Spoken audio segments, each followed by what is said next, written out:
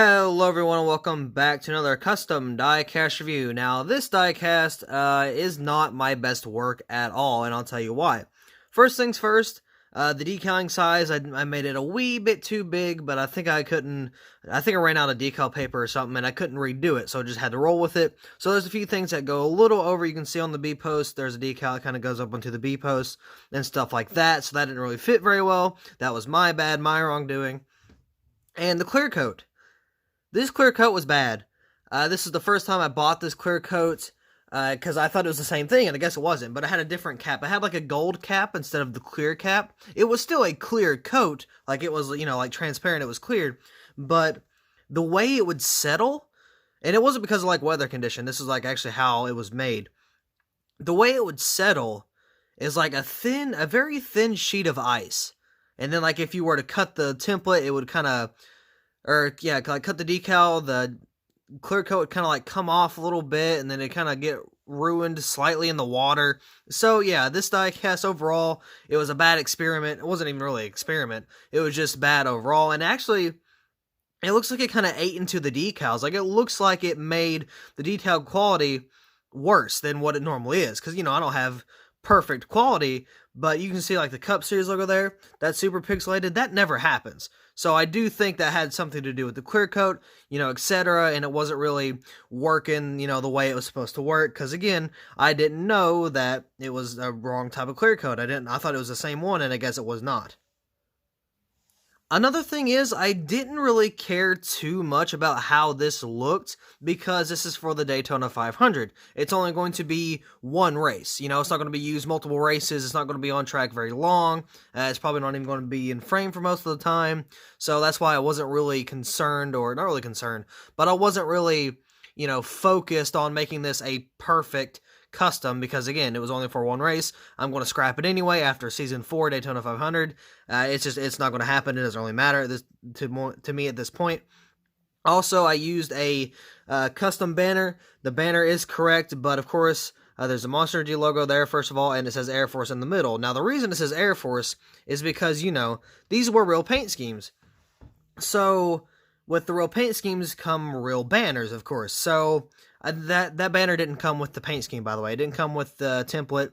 So I'm like, you know what? I've had these for years, and what I did is I put like military, Air Force, Army. I put that stuff in the center just so, because like it'd be like Fords, Toyotas, and Chevys. Like the Fords would be Army or Marines, and the Chevys would be, Air Force, just that example. So I didn't have to find all the correct banners and pick all these banners. I just kind of grouped them together into 3 different groups for 3 different manufacturers and then put them on that way. So that's why the banner reads that, in case anybody was wondering. But let's get into this diecast review, because I've been talking a little too long, but I had some explanation to do. You can see right here, you can see the clear coat. That's what I'm talking about. See right there? It chipped and it cracked, so I don't really know what's going on, why it did that, but that's how it did. That's how it did. Got Smithfield right there. Oh, that Smithfield is wrinkled. Why? So it looks like the clear coat actually did eat into the decal quality, or just the decal, because not only that, like the decal is a little bit worse, it's also wrinkled, and it's wrinkled all over the diecast, and I've never ever had that issue. So yeah, this clear coat definitely kind of killed this diecast for sure, but again, it was only one race, so it is what it is. But you can kind of see what I'm talking about right there in the Smithfield. It's kind of wrinkly. I don't really know what's going on there. Got the Air Force banner there. Again, that's not accurate. It's not supposed to be. Got the number 10 Smithfield. You can see in the 10 and even in the black, it's all crinkled and wrinkled, and it makes it look a little more, spotted. So that's awesome. But again, it's only for one race, so I don't really mind. There's that decal sizing I was talking about. I think that was actually for the template, because the Smithfield was a little too big either way, and I don't think I could change that, so I didn't really try. Got Almirola right here on the back. Oh, also, I did not make this template. I have no idea where this template came from. I knew it was in my Discord server, but at the same time, I think I made this before the template came out, or I printed it before the template came out, so I don't really know who originally posted it. It was sent to me by somebody. This was forever ago, so I have no clue who it was, but yeah, I figured I'd just state that now. Got Smithfield, which is really crooked for whatever reason, but yeah, look, you can see the cracks. or like the wrinkles. You see all that? Yeah, that never happens. So I have no clue why that kind of went on. I guess that clear coat really did a number on this diecast. So that's unfortunate. But again, it's only one race, so it doesn't really matter. Oh god, it messed up this back pretty good too.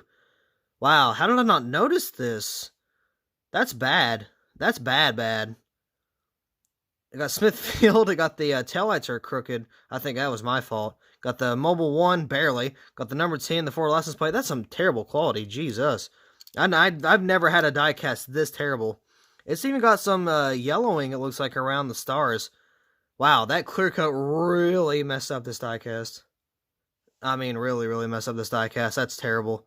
I got some decal errors here. See, yeah, here's the sizing issue. You can see again right there, it kind of goes over the wheel well, and that one's my fault. I guess I didn't put that down all the way. But again, either way, I wasn't really too caring for this diecast. Again, it's only going to be one race. I don't really care. I didn't even put the B post on there because, again, I didn't care. Got Smithfield there, got all these wrinkles. I really hate that wrinkles happen. But, I mean, again, I didn't notice it until now. It really brings out the camera quality. Look, you can see there's a little paint chip, or not paint chip, but there's a little decal, or, God, not decal, clear coat chip right there. So, yeah, this clear coat was absolutely terrible. Be careful on which clear coat. There you go. I can't speak. Be careful on which clear coat you buy, because it could be very bad. I use the spray cans. I still prefer to use the spray cans. There we go. The spray cans, because again, it's a lot easier, and I don't really have to do much. I mean, I do have to wait for it to be like dry and hot outside, but either way. You got the pattern right here on the side. You got the Cup Series banner. This is a fail of the diecast. I'm not even going to lie. This is actually pretty bad. You got Goodyear, and you got coming around to the front, you got the headlights and stuff, and the Mustang right there as well. So, got the front end, got the 10, the Ford, and stuff like that. So, yeah, this diecast is definitely a little rough around the edges, to say the least. Now, again, honestly, if I could go redo this diecast, I would. But, I mean, it's just not worth it. I don't have the material. I mean, I do, but I don't want to waste the material on something I've already got done. Even though it's only one race, this is still probably one of my worst diecasts I've ever done. I do not wish to make diecasts like this. I do not wish to promote diecasts like this. I do not wish to review diecasts like this. But at the same time, I mean, you guys want to see custom, so I'm like, here you go. I didn't really try on this one, but I do wish it came out a lot better, because it would have been very more, I don't know, uplifting, I guess, because, I don't know, this paint scheme is awesome, don't get me wrong, but the way I did the decaling, the way I did, the scaling and stuff, I take full responsibility. This is a awful diecast. It's not bad, but it's awful for me, because I normally make a lot of higher quality customs. I never really have stuff like this anyway. So either way, from me, I will admit this is not a good diecast. But I mean, hey, again, I'll say it 1,000 times. It was only one race. I didn't care.